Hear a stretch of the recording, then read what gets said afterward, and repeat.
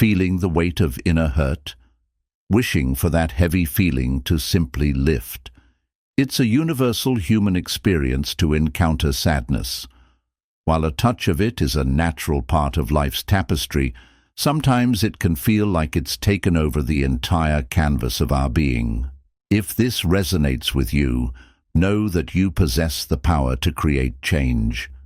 Drawing upon timeless wisdom and supported by contemporary understanding, this exploration offers actionable pathways to gently release the grip of sadness and cultivate a greater sense of well-being. This isn't about instant fixes, but about thoughtfully building inner strength and shifting your perspective. If you find value in exploring ideas that foster inner peace and resilience, consider subscribing to the Stoic Code channel for more insights. If you're ready to explore how to navigate these feelings with greater clarity and resilience, let's delve in. 1. Unearthing the roots, the art of mindful assessment. Imagine yourself as an intrepid explorer, venturing into the landscape of your own mind. Your mission? To chart the territories of your sadness. This isn't about a quick glance. It demands a deliberate, almost archaeological dig. Think of it as carefully brushing away layers of accumulated emotional debris to reveal the specific artifacts, the incidents, the lingering thoughts, the subtle undercurrents that contribute to your current state. This initial reconnaissance is paramount because a vague sense of unhappiness is a formidable, shapeless enemy. But pinpointing the what and the when starts to give it form, making it less overwhelming and more manageable. This process requires patience and a gentle curiosity. Don't rush in like a bull in a china shop, stirring up more dust than clarity. Instead, adopt the slow, methodical approach of a detective piecing together clues. Perhaps you'll revisit specific memories that still carry a sting, or identify recurring thought patterns that whisper negativity in your ear. Maybe it's a consistent feeling of unease in certain situations or around particular people. The key is to be specific. Instead of, "I'm always sad," try to articulate, "I feel a wave of sadness whenever I think about that past relationship," or "That comment my colleague made yesterday has been replaying in my mind, making me feel inadequate." Be prepared for this exploration to stir up some discomfort. It's akin to cleaning out a wound. It might sting initially, but it's crucial for healing. Acknowledge these feelings without judgment. Don't berate yourself for feeling sad or for the things that trigger it. Simply observe, note, and allow. Think of your mind as a garden. You can't tend to the weeds effectively until you've identified where they're growing most densely. This assessment phase is your opportunity to map out that emotional terrain. Furthermore, consider the nature of your sadness. Is it a dull ache that permeates everything, or sharp pangs triggered by specific events? Does it manifest as lethargy and withdrawal, or as irritability and restlessness? Understanding the texture and rhythm of your sadness provides valuable insights. It can also help you differentiate between situational sadness, which is a normal response to life events, and more persistent forms of low mood that might benefit from additional support. Remember, this is an act of self-compassion, a courageous step towards understanding and ultimately alleviating your pain. By meticulously surveying the landscape of your mind, you transform a nebulous feeling into a collection of understandable and therefore addressable components. This is the first vital stride on your path to emotional freedom. 2. Untangling the web. Releasing what you cannot command. Now, imagine you've diligently charted the sources of your sadness, and you notice a significant portion stems from elements utterly beyond your control. Think of it like carrying a backpack filled with rocks, heavy, cumbersome, and ultimately unnecessary if those rocks aren't even yours to bear. This category includes the sting of past injustices, the unpredictable actions of others, or the turbulent currents of global events. Holding on to sadness fueled by these uncontrollable external factors is like trying to steer a ship with a rudder that isn't connected to the wheel. You expend immense energy with zero impact. The Stoics, those ancient masters of inner resilience, understood this profound truth deeply. They recognized the futility of wrestling with what lies outside the sphere of our influence. Their wisdom urges us to become discerning gatekeepers of our emotional energy, directing it towards what we can shape: our own thoughts, our choices, and our responses. Consider the energy you might be expending replaying past hurts. It's like watching the same sad movie over and over, each time reliving the pain without the power to change the ending. Or perhaps you're consumed by anger or frustration over someone else's behavior. Their actions are their own, a reflection of their inner world, not a direct indictment of yours. Similarly, the sheer scale of global issues can feel overwhelming, leading to a sense of helplessness and sadness. While empathy and awareness are vital, allowing ourselves to be constantly submerged in the sorrows of the world without any direct avenue for positive action can be emotionally debilitating. It's like trying to hold back a flood with a single bucket. So, what's the antidote? It begins with a conscious act of mental decluttering. Identify those sources of sadness that reside firmly outside your control. Then practice the art of letting go. This isn't about denying the reality of these situations or suppressing your empathy. It's about recognizing the boundaries of your agency and consciously choosing where to invest your emotional capital. Think of it like this. You can acknowledge the storm raging outside your window, feel a pang of sadness for those affected, but you don't have to invite the storm into your living room and let it wreak havoc on your inner peace. You can offer support where possible, but you cannot control the weather. This conscious detachment from the uncontrollable is not apathy. It's a strategic move to protect your inner sanctuary. By releasing the burden of what you cannot command, you free up vital energy to focus on the areas where your actions can indeed make a difference, starting with your own internal landscape. This is where true empowerment begins. 3. The inner detective, interrogating your judgments. Now let's turn our attention inward to the fascinating and sometimes treacherous world of our own judgments. Imagine your mind as a bustling courtroom, constantly delivering verdicts on the events and people around you. But what if some of these judgments are biased, inaccurate, or even downright cruel? The Stoics, with their sharp insight into the human psyche, highlighted a revolutionary idea. It's not the events themselves that disturb us, but our interpretations of those events. This is a game-changer, a key that unlocks a significant pathway to reducing our suffering. Think about it. The same event can elicit vastly different emotional responses in different people, or even in the same person at different times. A job rejection, for instance, might be interpreted as, "I'm a failure, I'll never succeed," leading to crushing sadness. But it could also be seen as, "This wasn't the right fit, it opens the door for something better," leading to disappointment, but also a sense of hope and renewed motivation. The event itself is neutral. The emotional punch comes from the judgment we attach to it.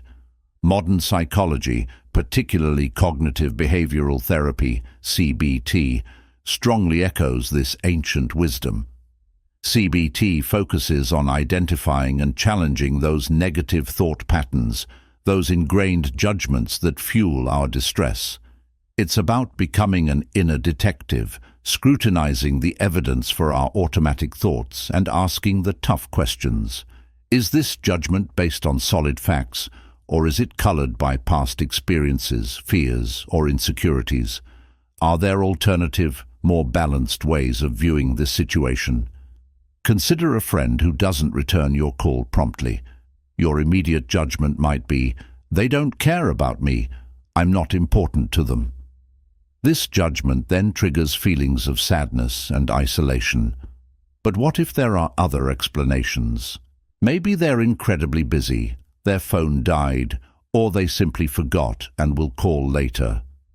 By interrogating your initial judgment, you open up the possibility of less painful interpretations. This isn't about Pollyanna-ishly denying reality or pretending bad things don't happen. It's about striving for accuracy and balance in our assessments. It's about recognizing our tendency towards cognitive biases, those mental shortcuts that can lead us to jump to negative conclusions without sufficient evidence. The practice of questioning our judgments is a powerful tool for emotional regulation. It allows us to step back from our immediate emotional reactions and insert a moment of rational inquiry. By doing so, we can loosen the grip of those automatic negative thoughts and choose more constructive and compassionate interpretations. It's like adjusting the focus on a blurry lens, bringing the situation into sharper, more realistic view. This inner detective work empowers us to take control of our emotional narratives and reduce the self-inflicted pain that often stems from unchallenged negative judgments. 4. Mapping your minefield. Identifying and diffusing your triggers. Imagine your emotional landscape dotted with invisible landmines. Specific situations, words, memories, or even sensory inputs that can instantly detonate a wave of sadness. Understanding and mapping these triggers is like defusing those mines, allowing you to navigate your life with greater safety and emotional freedom. Your sadness isn't a random atmospheric condition. It's usually a predictable reaction to specific stimuli. Recognizing these patterns is the first crucial step towards disrupting their power. Think of it like an allergy. Just as certain substances trigger a physical reaction, certain cues trigger an emotional one. It could be the anniversary of a loss, a particular song that reminds you of a painful time, a critical comment that taps into deep-seated insecurities, or even the feeling of being excluded in a social setting. These triggers can operate on a conscious or subconscious level, sometimes catching you completely off guard. Some people might shrug and say, "I'm just a sensitive person," or "I'm prone to sadness." But this explanation often masks a collection of learned associations and ingrained thought patterns. Everything has a cause, including our feelings. Modern psychology refers to these emotional tripwires as cognitive distortions, those irrational thought patterns that warp our perception of reality and amplify negative emotions. For example, all-or-nothing thinking might be triggered by a minor setback, leading to the catastrophic conclusion, "I'm a complete failure." Or personalization might kick in when something negative happens, causing you to automatically assume it's your fault, even when it's not. Identifying these underlying cognitive distortions that get activated by specific triggers is a key part of the diffusal process. Here's a practical exercise. Think back to the last few times you experienced a significant wave of sadness. What happened immediately before that feeling hit? What were you thinking about? Be as specific as possible. Perhaps a friend didn't text back, and your immediate thought was, "They're ignoring me. I knew they didn't really care." This thought is the trigger, rooted in a potential cognitive distortion like mind reading, assuming you know what someone else is thinking, or rejection sensitivity. Once you start identifying these trigger thought-feeling sequences, you gain a powerful advantage. You can begin to anticipate when a landmine might be ahead and develop strategies to navigate it differently. This might involve consciously challenging the negative thought that arises, reframing the situation in a more balanced way, or even avoiding certain triggering situations if they are consistently harmful and not essential.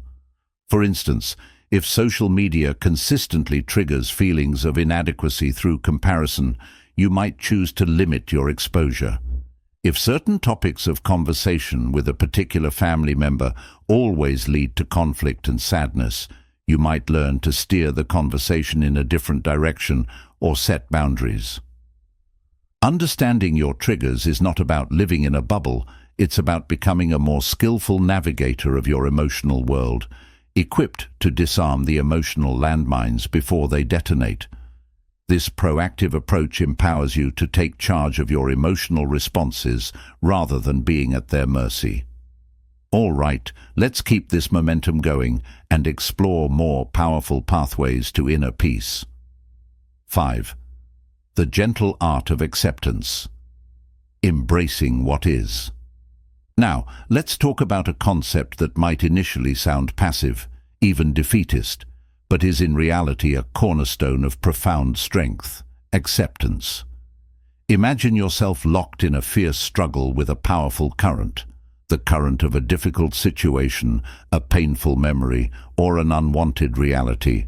You fight with all your might, expending precious energy, yet the current remains relentless, and you only become more exhausted.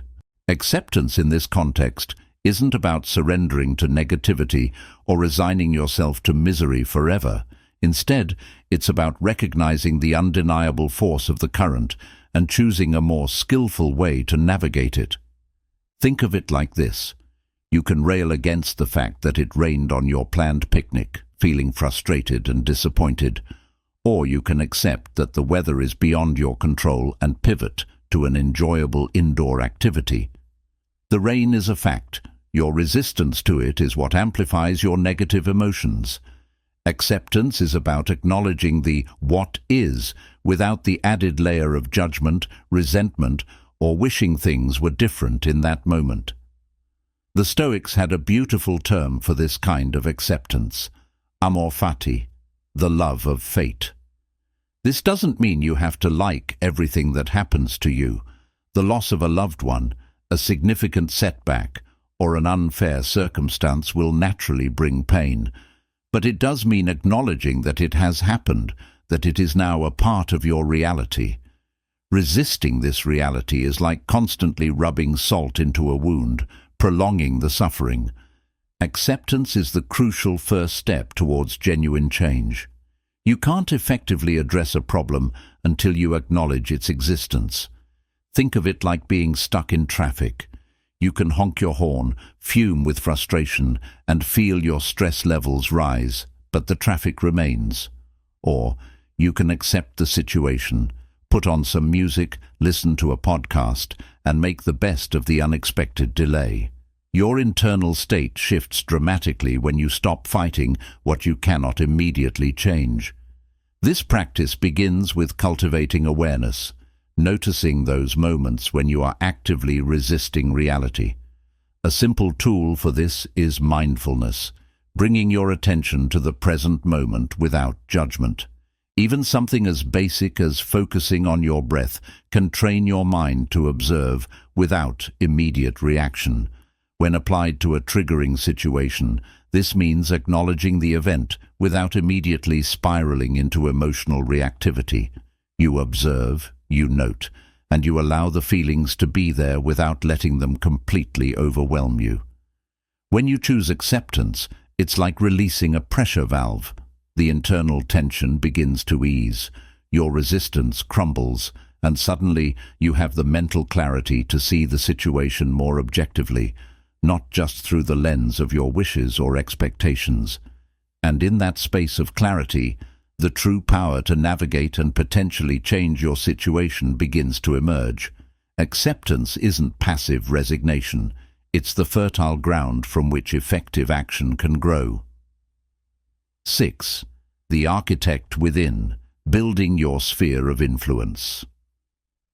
Now that we've explored the power of acceptance, let's pivot to the empowering realm of agency, the things you can control. In this grand theatre of life, there are elements that are firmly under your direction and those that play out beyond your immediate reach. Your thoughts, your actions, your values, your reactions. These form your inner kingdom, the sphere of influence where you hold the scepter. External events, the opinions of others, the unpredictable nature of the world, these often lie outside those boundaries. The Stoics were pragmatic philosophers. They weren't advocating for passive resignation. They were champions of focused action. Their wisdom urges us to channel our energy wisely, directing it towards the levers we can actually pull. Think of yourself as the architect of your own life. You can't control the raw materials the world throws your way, but you absolutely control the blueprint you design and the way you choose to construct your inner and outer world within your capabilities. Consider a situation where you feel sadness due to the state of the economy and the fear of job insecurity. You cannot single-handedly dictate economic policy. That lies outside your direct control. However, you can control how you respond to this uncertainty. Will you succumb to despair and inaction, or will you proactively update your resume, network with contacts, and explore new skill development opportunities? This is where your agency shines. Psychologists refer to the feeling of having no control over your situation as learned helplessness, a state that often leads to passivity and increased sadness. Stoicism is the ultimate antidote to this debilitating state. It's about reclaiming your power, recognizing the areas where you can make a difference, and taking deliberate action within those boundaries. This might start with something small. If you feel sad about a strained relationship, you can't force the other person to change, but you can control your communication style, your willingness to listen, and your decision to set healthy boundaries. If you're feeling down due to a lack of accomplishment, you can't instantly become a world-renowned expert, but you can commit to learning one new skill or working on a personal project for a dedicated amount of time each day. The key is to shift your focus from the vast, uncontrollable ocean of external events to the manageable island of your own agency. Every small, intentional action you take builds momentum and reinforces the feeling of empowerment. It reminds you that you are not a helpless victim of circumstance, but an active participant in shaping your own experience.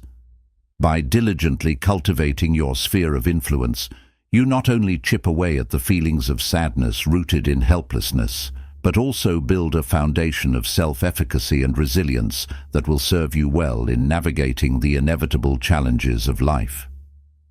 7. The power of connection, building your emotional fortress. Now let's delve into a realm that modern science unequivocally confirms as a potent antidote to sadness, the power of human connection and community. Imagine yourself standing alone against a strong wind. You're vulnerable, easily buffeted, and the isolation can feel chilling. But now picture yourself surrounded by supportive companions, forming a protective circle. The wind's force is diminished. You feel a sense of belonging, and shared warmth radiates through the group. This analogy beautifully illustrates the vital role that meaningful relationships and community play in bolstering our emotional well-being. Isolation, as the transcript aptly points out, is sadness's close confidant. When we withdraw or feel disconnected from others, we lose a crucial buffer against emotional distress. Our joys become muted when not shared, and our burdens feel heavier when carried alone. Building and nurturing meaningful relationships is not a luxury. It's a fundamental human need and a powerful strategy for combating sadness. Modern research is crystal clear on this point. Strong social connections are consistently linked to improved mental and physical health, increased resilience to stress, and a greater sense of overall happiness. Joining a community, whether based on shared interests, values, or even shared challenges, provides a sense of belonging, validation, and support that can significantly lessen feelings of isolation and sadness. Think about it. When you share your experiences with others who understand, your feelings are validated and you realize you're not alone in your struggles. When you offer support to others, you experience a sense of purpose and connection. Engaging in shared activities creates positive experiences and strengthens bonds. Meaningful conversations allow you to process your thoughts and emotions in a healthy way. This might involve actively reaching out to existing friends and family, deepening those connections through shared experiences and open communication. It could also mean stepping outside your comfort zone to join new groups or communities that align with your interests. A book club, a volunteer organization, a sports team, or even an online forum with a positive and supportive atmosphere.